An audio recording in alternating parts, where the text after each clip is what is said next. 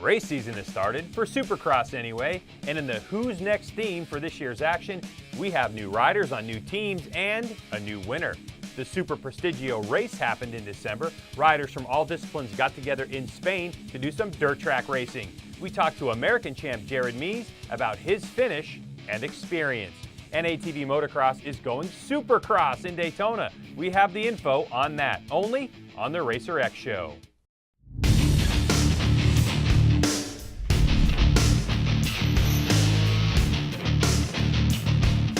Well, the weather outside is cold and snowy here in Morgantown, West Virginia, but it's warm in my heart because the Supercross season has started.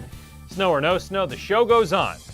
Happy New Year to you, and welcome to the Racer X Show. I'm Greg. Thanks for joining us here on our racing highlight and news show. Now, we're going to talk fantasy Supercross and get your calendar full of racing and more. So, here we go. The Racer X Show with Greg White is being presented by Acherbys, Soul and Passion. We'll kick off 2015 with our Supercross segment presented by Acherbys, with the big theme of this year's Monster Energy AMA Supercross season being Who's Next? Meaning, now that four-time champ Ryan Villopoto is gone and James Stewart is serving a 16-month suspension, who's the next rider to step up and take the title? Chad Reed and Ryan Dungey are former champs, but Villopoto and Stewart make up 6 of the last 8 championships and have more than half the race wins. So there's Reedy and Dungey. But who's next? Well, in the 450 class, the newest superstar, the 2014 motocross champ, answered that question, even though many wondered if jumping from the factory KTM to the Soaring Eagle Jimmy John's RCH Suzuki team would slow Ken Roczen down. It didn't. Angel Stadium in Anaheim, California played its typical role as the opening venue for the Monster Energy Supercross season. But that Who's Next theme kept ringing true. As 22 riders pinned the throttle towards the hole shot, it was number 800 Mike Alessi who got it. He starts good. But sneaking by on the inside, number 29 Andrew Short, number 94 Ken Roczen.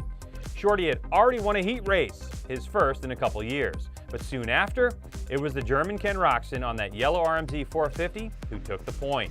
And that would be it up front, wire to wire. But the action didn't stop there. Number 18 is Kawasaki's Davey Millsap working number 5 Ryan Dungey. With number 3 Eli Tomac working behind them, a mistake took Eli over the bars and out of contention. He'd pick it up, keep going, crash again, eventually finish 20th. Millsap didn't fare any better here going off the track, exiting the whoops. He dropped about 10 spots with that mistake. So we know in this one, Tomac and Millsap are not who's next. But this guy was, Ken Roczen taking the checkered flag for the win. Carey Hart in for a congratulatory hug. Nice way to start with a new team. And how about Jason Anderson on a Husqvarna? First podium in the Premier class since 1976 when Ken Howerton did it, Pontiac Dome in Detroit. Trey Kennard with a solid third, 4 seconds behind 2010 champ Ryan Dungey. He did that in his rookie year. Fan favorite Chad Reed in 10th. First round points matched the results, 25 to first, 22 for second. Who's next? That is the hashtag, but next week, that's the question. So now we move on to the 250 class, where the most unexpected thing happened, even for the race winner. Four-time Arena Cross champ Tyler Bowers was the fastest qualifier, the Monster Energy Kawasaki 911 rider, putting a stamp on his presence in the heats. More on that in a little bit. The whole shot went to Troy Lee designed KTM rider number 28 Jesse Nelson. In the mix early, number 100 Josh Hansen, number 16 Zach Osborne. With Bowers back in the pack, Nelson checked out and would dominate the race. The whole shot to the checkered flag. The most impressive ride was by Zach Osborne, who rode with a broken left thumb and beat Bowers, who helped break that thumb. This from the early evening heat race. Bowers block passes, slams into Osborne. Osborne crashes, breaks the thumb. Bowers wins the heat, no doubt a move he learned along the way. The 4 consecutive AMSOIL Arena Cross Championships. And speaking of Arena Cross, it begins this weekend without him in Cincinnati, which means, like Monster Energy Supercross, they'll be asking hashtag who's next in Arena Cross after the 4-year champion leaves that number 1 plate behind. More details about Arena Cross later in the show. Hey, did you know that you can still play Racer X Fantasy Supercross? Just sign up, it's free to play, or you can pay a bid and be eligible for prizes. Just go to racerxonline.com or motodynasty.racerxonline.com. That's a direct link. Once you sign up, You pick a championship, and then you start with the class. You can do 450, 250, or do both. Then you start adding riders to your list. You can add them in the order that you think they're going to finish that week, or just add them and then start moving your pieces around. Me personally, I start my order early in the week, and I wait until race day. Check out some times, injury reports. Then on 8 p.m. East, on race day, your picks are automatically locked in. Now, the closer you are to picking the rider in the finishing position, the more points you score. So if you choose, say, Chad Reed to finish 5th and he wins, not as many points as if he finished 5th or 4th or 3rd or 2nd. So the name of the game is getting the finishing order as close to the rider as possible. Play for free, that's bragging rights. Or each week, you can play for prizes. $3 a class and $10 for the overall championship. So it doesn't matter if you start now. Each week, have fun with it. I might even post my results each week and show you how I'm doing on the leaderboard. Oh, and if you can't get enough Supercross, RacerTV.com now has Race Day Live with Andy Boyer and Jim Hawley. With interviews and features, live practice action, Race Day Live usually begins about 8 hours before the Supercross TV show does. So bookmark RacerTV.com for this show, Race Day Live, and so much more. Make sure you catch Supercross live on Fox Sports 1 from Phoenix, Chase Field, 9 p.m. East. That's 1 hour earlier because it's AZ in the winter, and they don't change the clocks, you see. And that is our Supercross segment presented by Acherbys.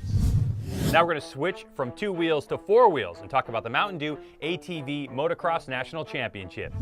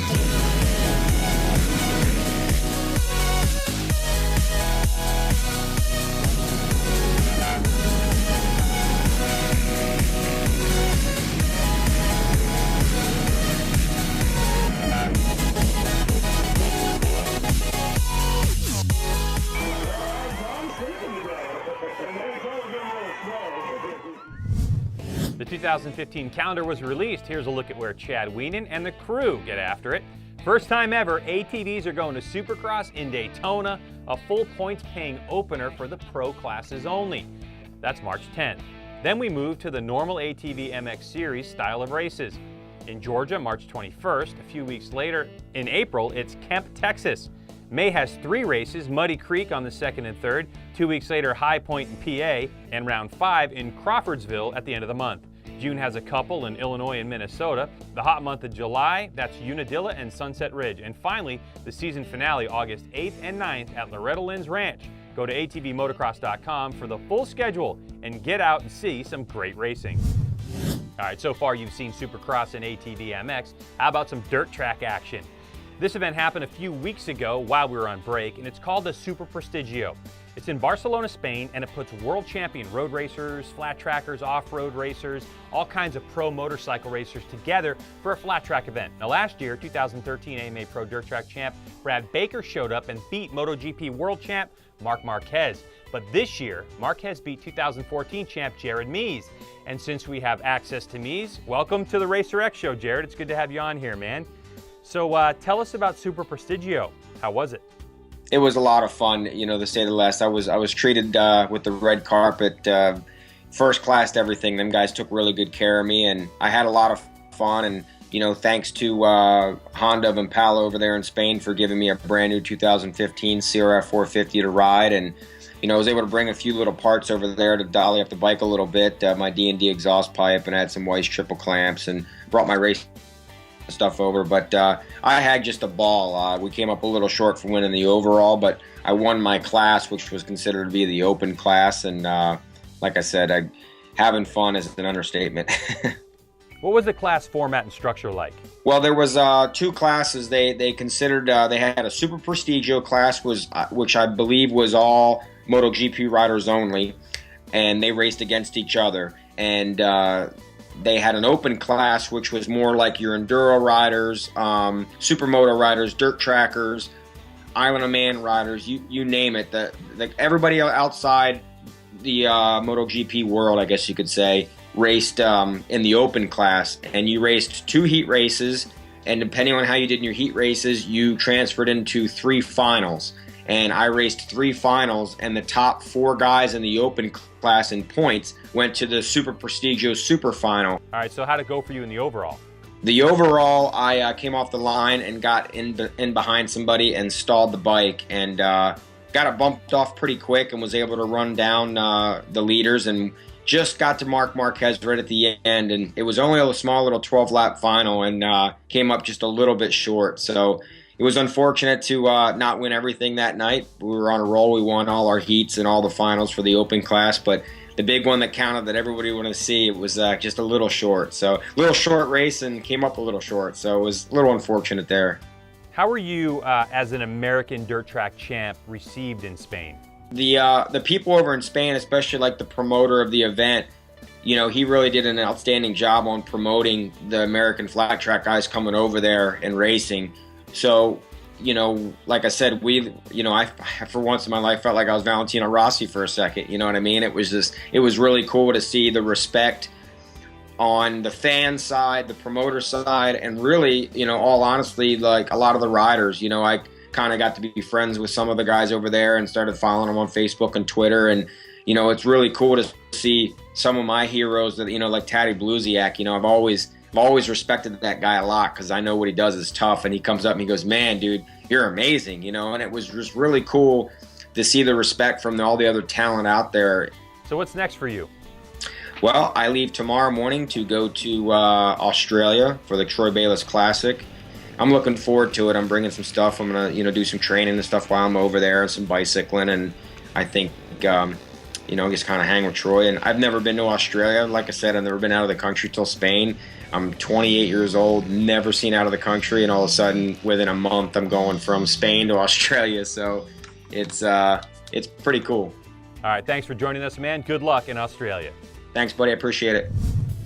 Now onto the road race side of things. Moto America, the new AMA-sanctioned pro road race series in the U.S., announced its technical rules a few weeks ago. Now, with some exceptions allowing for parts that have been purchased in 2013 and 14, the tech rules for motorcycles fall in alignment with World Superbike and paves the way for a direct line into both World Superbike and MotoGP. Race teams seem very happy about the direction of the new series. With only 3 months until the first race for Moto America, we'll have the highlights for those races right here on the Racer X Show. I'm excited about that. We want you to get out and watch some racing, and what better way to do it than with Arena Cross? Yep, the road to Supercross kicks off this weekend in Cincinnati, Ohio. Hey, the Bengals are out, so go do this instead. January 10th and 11th at US Bank Arena. And don't forget about Supercross in Phoenix Saturday night. Don't sit at home and watch it. Go to Chase Field and catch it live. The Racer X Show with Greg White is being presented by Acherbys, Soul and Passion. All right, that'll do it for us. I am so pumped about Supercross and Arena Cross this weekend. Don't forget, who's next is the hashtag, so get with the program, folks. We hope you enjoyed it. We certainly did. Check us out on all of our social media links. On Twitter and Instagram, it's @RacerXShow. On YouTube, it's The Racer X Show. Like us and follow us and do all that kind of stuff. And you can follow me personally on Twitter. It's @Greg White.